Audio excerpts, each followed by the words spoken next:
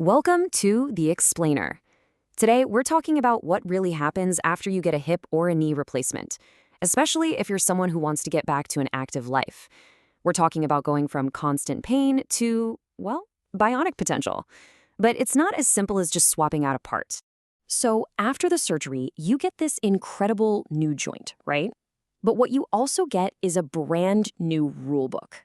And at first, those rules can seem pretty intense. They're all designed to do one thing: make that new hardware last as long as humanly possible.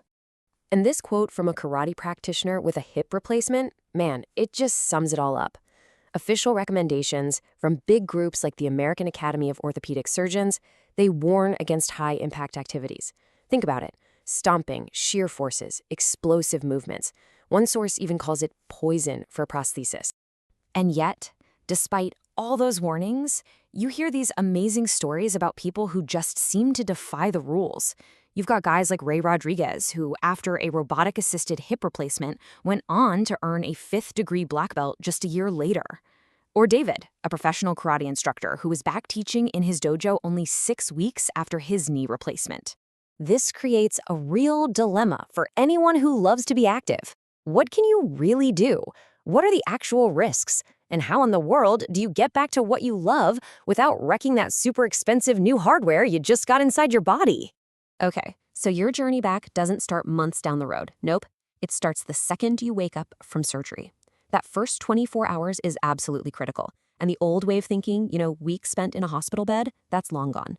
And the sources are crystal clear on this one. Physical therapy and exercise should begin within the first 24 hours. And this isn't some tough guy push through the pain thing. It's about getting ahead of the game, kickstarting the healing process, and preventing nasty complications like blood clots and stiffness. This timeline just shows you how different things are today. We're talking about patients being up and walking, sometimes on the very same day as their surgery, or the next day for sure. That early movement is absolutely key to a faster and more successful recovery. So once you're on your feet, that's when the real work begins. You start a structured rehab program. This is where you build the foundation for everything else you want to do, whether that's just walking to the mailbox or getting back on the karate mat. The first phase of rehab is all about these simple, super low-impact exercises, like quad sets.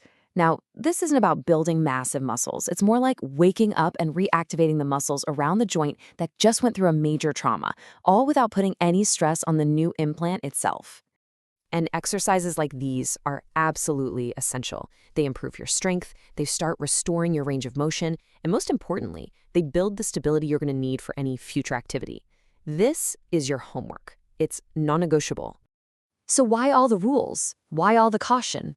Well, to get that, we have to look inside the bionic joint itself. We've got to confront the #1 long-term enemy of any artificial implant. The main enemy here is something called polyethylene wear. Basically, every single step you take creates a little bit of friction.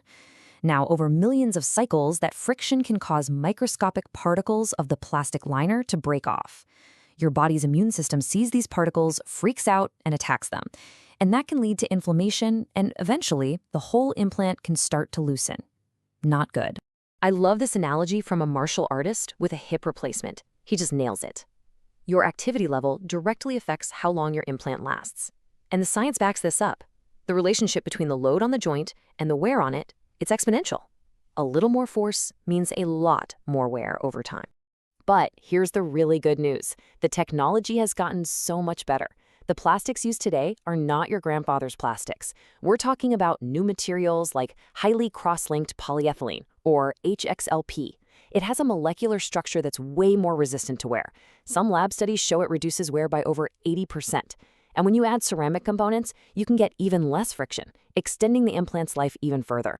Which brings us right back to the great debate. With this new, more durable technology, how far can you actually push it?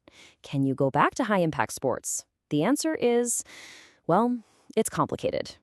A crucial distinction that surgeons make is between occasional recreation and intense, regular fitness.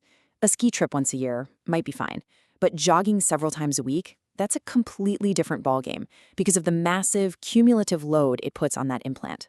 In fact, when the Knee Society surveyed its members, this is the consensus they came up with. As you can see, low-impact sports like swimming and cycling get a green light, but the high-impact, high-intensity activities like jogging, soccer, and basketball are firmly in that not recommended category. But even for those who do return to demanding sports, it's often not without compromise. This comment from Robert Sanham, who has 2 artificial hips, is such a powerful reality check.